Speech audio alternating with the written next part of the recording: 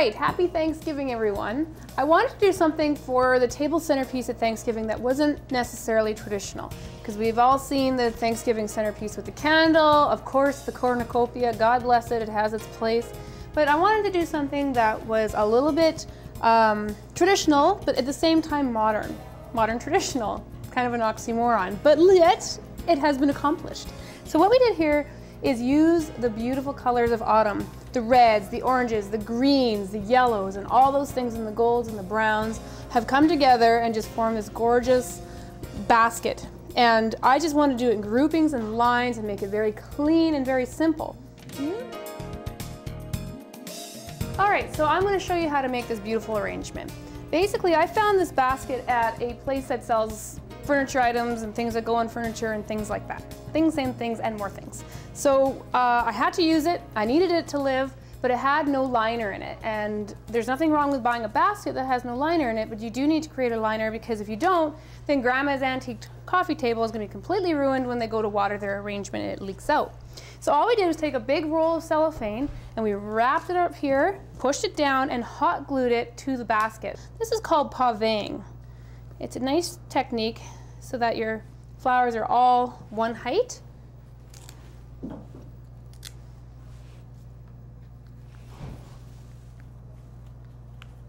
Now hydrangea, this is a mini hydrangea I got out of South America. This is such beautiful foliage that you could use this as well, and heck, maybe we will later, let's see. Nobody said I had to make it exactly the same, right? Right. And we're going to just start with the front this time. Take all the leaves off. For this particular one, and it was planned, I wanted to use flowers that were all kind of round in shape. And I found these gorgeous, gorgeous orange roses. I can't even begin to tell you how beautiful they are. So we're going to do a couple rows.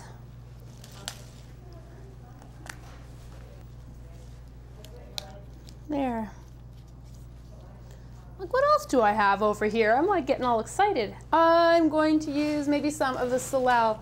Now I know that salal is used mostly as a greenery, kind of a pre-green, after green, but I wanted to use it in a different way because it is a really pretty leaf, I find anyways. So I was using it kind of as a more of a focal point. I was trying to keep all the nice shiny bits here.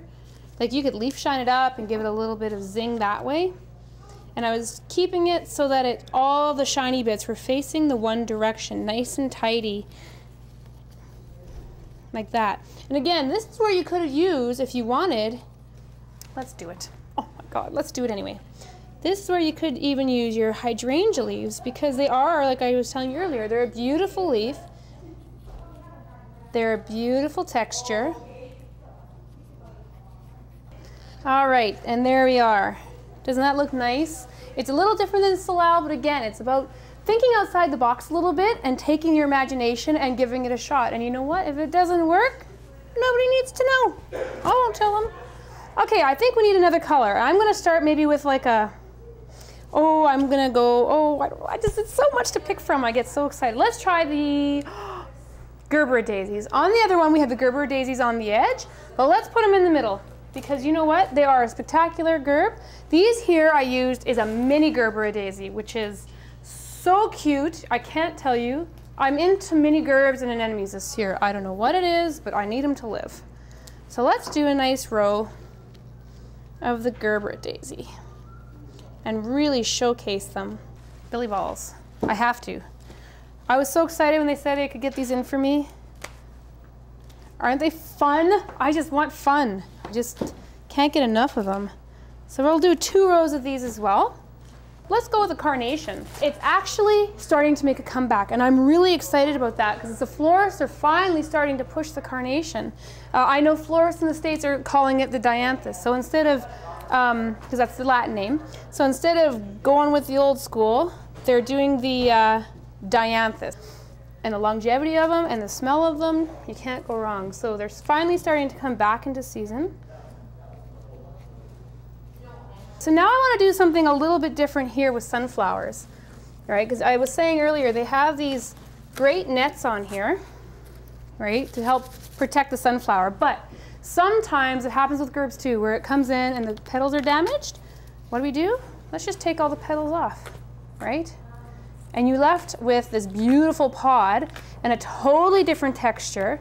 Kind of gives it a whole new look. They are so big, they're great because they take up so much room in your arrangement. And I think I'll do now a row of Hypericum berries. This is because the color is fantastic. Green Hypericum would look fantastic in this as well. Actually, any of the Hypericums, because they all come in those beautiful fall tones. Right, and I'm taking the greens off in this case because I really don't want the greens to be seen. And this will take up pretty much a whole bundle of the Hypericum, which is fine.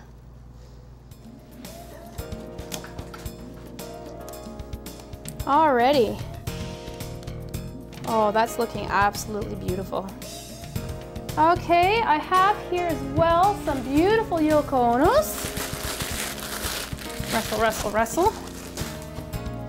And they are fantastic as well, just to do the same thing. I'm just going to do a little grouping of them here. I mean, you could do a nice row too if you wanted as well. Oh, they are a beautiful color. That wasabi color sure came in, and it was funny because talking to some of the florists in the industry, they really didn't think it was going to last. But boy, did it show them, because it's been around now for quite a few years, and the trends are saying that it's pretty much not going anywhere, this color, which is great because I love green. I mean, you're seeing it in the carnations now. Of course, you're seeing it in the roses when you get jade roses. Fantastic flower. Fantastic color.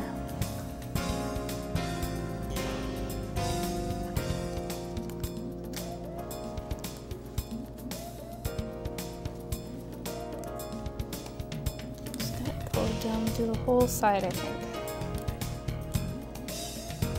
I mean, you could do repetition as well. Like if you wanted to put more hydrangea in, nobody's stopping you. Do whatever it is you want to do. As a floral artist, that's entirely up to you.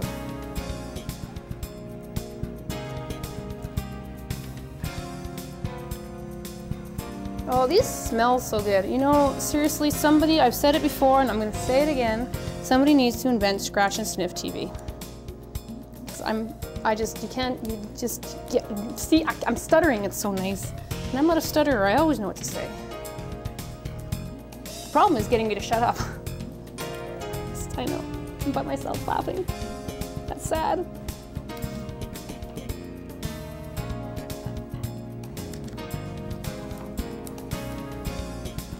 The funny thing is, because I've been doing these videos now for a couple of years, like 3 years now, and God bless him, but Cam used to say to me, "You talk too much."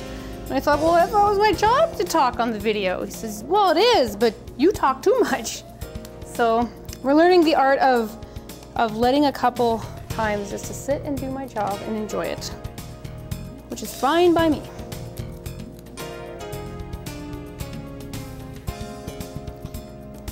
So this is going to take the whole bundle pretty well of Yoko Onos, almost. Oh, this isn't, can't you just see it on your table? Because I see it on my living room table this weekend. So, you know.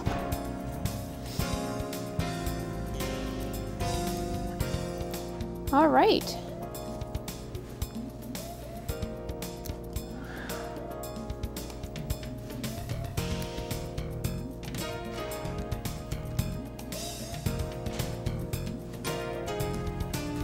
I think I knocked one out. Sorry, little fella. He got left behind. Poor thing, after I just said that. All right, so that's pretty much it. It's so simple. Little time consuming if you're gonna make it this big, but again, make it half, make it square, make it round, do whatever you want. But at the end of the day, use your imagination and have fun. Happy Thanksgiving.